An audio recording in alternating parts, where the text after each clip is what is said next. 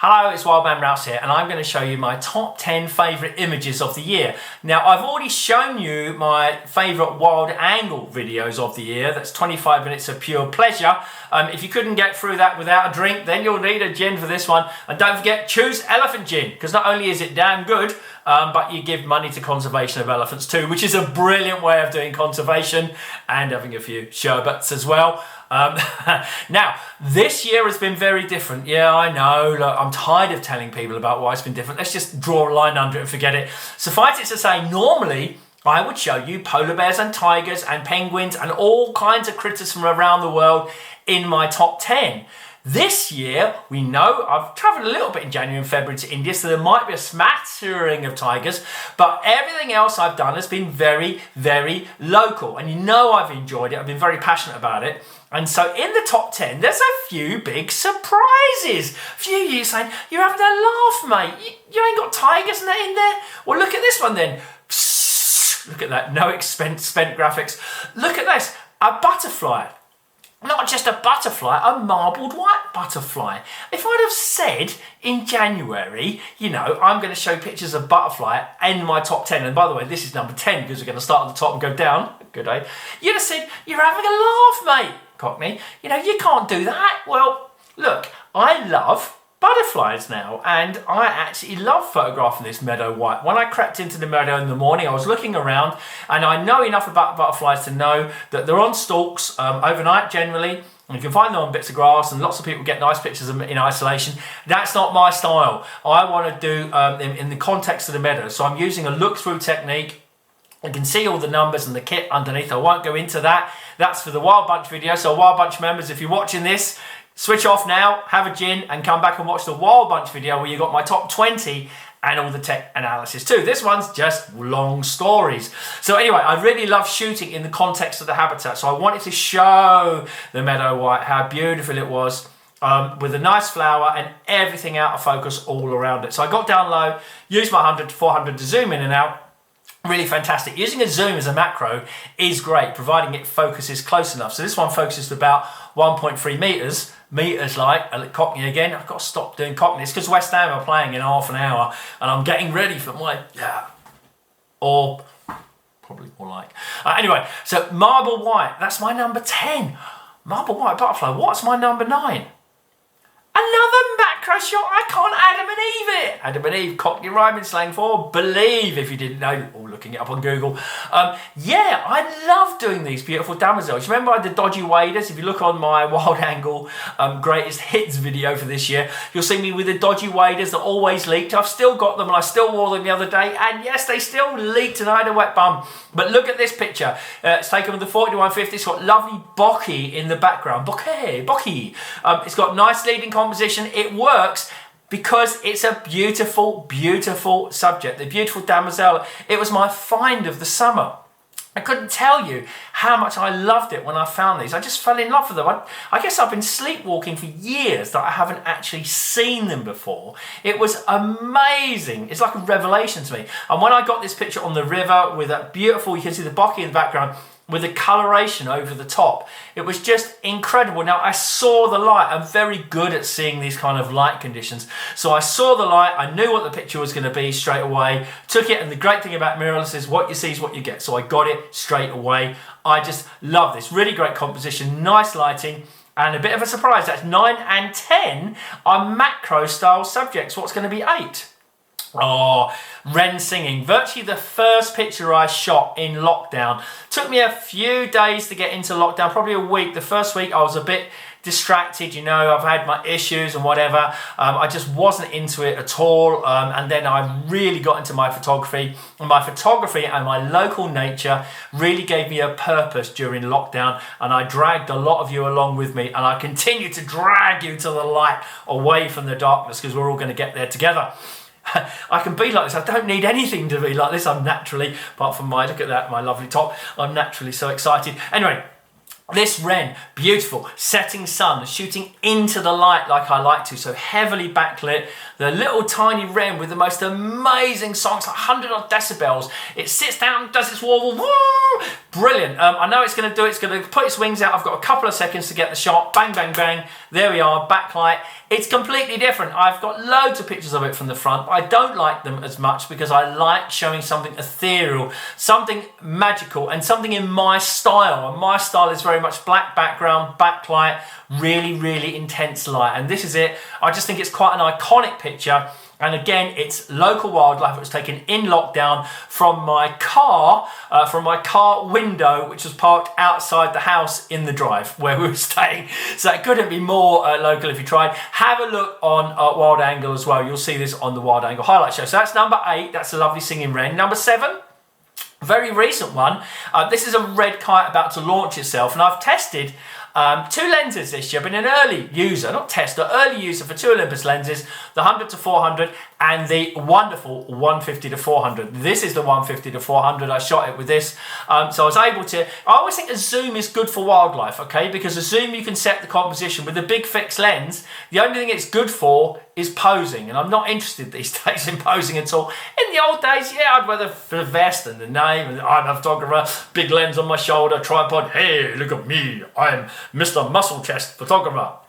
Okay, but clearly not Mr. Muscle Chest Photographer. But these days, I don't care about all that. Anyway, for the 150 to 400, lovely, as I say, lens, I was able to get a nice composition. I was able to lock onto the kite, and just as it's about to launch into the air, bang, bang, bang, bang, bang, always keep the shutter speed nice and high.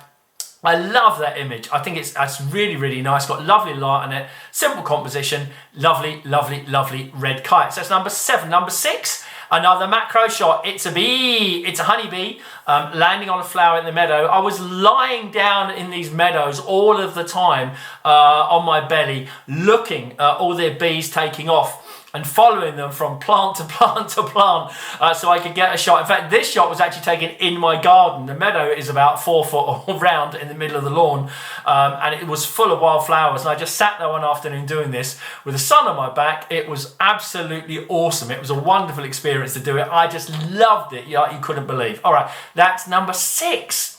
I mean, it's all macro. Are there any tigers? We have a nice tiger, and I like taking these pictures when they come from darkness into light. It's a fantastic thing. I think I got that phrase from a Salisbury Cathedral when I went once to watch an amazing Christmas festival there called the Darkness into Light Festival. That was incredible, and I'll do a program on that one time, so I've got some awesome pictures. But anyway, I love these animals when they come from dark into light. So this tiger was plodding along the road, plod, plod, plod. They plod, by the way, is what they do. Plod, plod, plod, plod, plod. Suddenly it comes out of this darkness, out of the shadow, into the light. Hello, I'm here. Bang, it just looks so beautiful. Bit of jiggery pokery on the camera, technical term there. I was able to darken the exposure down. Bang, there's a nice tiger in the middle of the frame, looking at me, connecting with me. Boom, boom, boom, boom, boom. One of the nicest tiger pictures I've ever shot. It looks a bit gormless and a bit goofy. That's what, it's a 4-year-old male. 4-year-old males generally do that. They look a bit like that. A couple of years' time, it'll all be, and oh my God, I want to drive away in the opposite direction. That's number 5. What we got number 4? Number 4. Yeah, this is a recent one. You would have seen this again. It was on the testing for the 150 to 400 lens. It was a fox. It was really, of course it's a fox, not a piece of grass. Really appalling weather. Raining, raining, raining. I had the camera out, walking around because I always want to look for opportunities in the rain. The shutter speed, as you can see, was extremely low. There was nothing I could do. I saw the fox. The fox was hunting. Its ears up. He was watching forward. I could see where he was going to jump, so I put him on the left. Bang, he was going to jump. He jumped in, got something, and then ran off. I couldn't see what it was, and I never saw him again. But the lesson here is that no matter what the weather conditions, you can get some really, really, really great pictures. And I think this is a great picture. I hope you really, really enjoy it. It's got lots of nice space, and it's a very different picture. But of course, it's our style. Okay, we're into the top 3. What animals are there going to be in the top 3? Are you ready? Derrick! Derrick the Hare, Derrick the Hare. Yeah, there's no theme tune for Derrick the Hare. When I found Derrick the Hare in midsummer, it changed my whole year because I've been struggling so much to find hares. It's one of my favourite animals, and where we live, unfortunately, there's not an awful lot of hares in the village. I have to go a little bit further afield to find them. But I found my mate Derrick, and he's in the same place all the time. He's got a couple of notches in his ear and his back, so I can always tell that it is Derrick, and he's so friendly to me. He comes up to me sometimes. And here, this was an occasion when I got out and I crawled very slowly up to him round. The wind was in my face, so it was blowing his scent onto me, so not my horrible scent onto him. Very important. I crawled round, I got as close as I thought I dared, and I sat down behind my camera. I was laying down, using my camera to shield myself, and he came up and had a look. It was sublight, there was no light at all, but it was interesting the way that the glow was catching the side of his face and his ears. I really, really love it. It's a really interesting portrait, and I just like taking these kind of very strange, evocative pictures. I've got lots of perfect portraits of hares. That's not what I want to do these days. You should always move on your photography and push it to the next level. All right, that's number 3. What's number 2? There could only be this as number 2. I've revealed what number 1 is now, probably. Yeah, I remember taking this. What an amazing image when I took it. I was literally punching the air. I just sat there one day with a wet bum and my waders on in the river, working out how to do these things in flight. Because I'd done loads of static pictures and I thought, that's quite done, such a cockney. Done loads of static pictures and I really liked them, but I wanted to do some of the beautiful flight. I worked out how to do it. I spent the whole afternoon, in fact I spent many afternoons actually doing it, but this was the most perfect one. Straight at me, beautiful damsel with the wings out, light on it, river in the background. Slightly more out of focus than I'd like the river, because I would like to show the habitat. But there you go. I think it also created quite a stir on the web. When I put it on social media, it inspired a lot of people to go and look for their damselflies, because they were literally on a brook next to the house in lockdown. Okay, so I didn't have to go far. It was awesome. And I guarantee you, I've got it in my diary now for next year, and I'm going to be there and enjoy it just as much, because it was so awesome for the soul. All right, what's my number 1? If I had a pair of drums, I couldn't play them at all, so I won't do that. Here we are, the number 1. A hare. Had to be Derrick. It had to be this image. It's actually one of the first pictures I shot of Derrick. It's beautifully atmospheric. It was a misty morning. It was incredible, and not a single hare allowed me to get close to him, including Derrick.